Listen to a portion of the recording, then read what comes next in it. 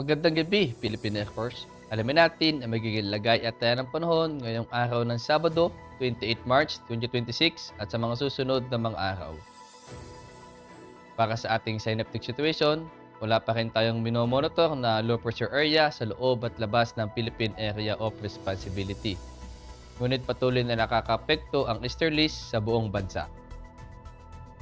Dulot ng easterlies, ang Metro Manila, Luzon, Visayas, at Mindanao ay makakaranas ng bahagyang maulap hanggang sa maulap na kalangitan na may pulo-pulong pag-ulan, pagkulog at pagkidlat.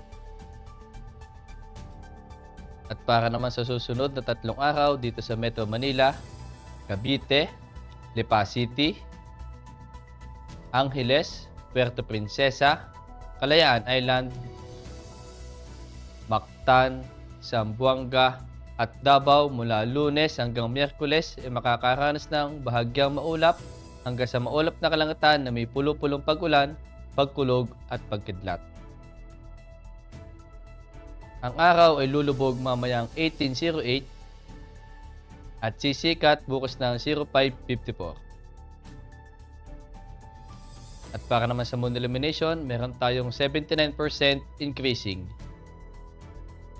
At para manatiling updated sa lagay at taya ng panahon, i-follow lamang ang Air Force Weather Center sa aming official social media accounts.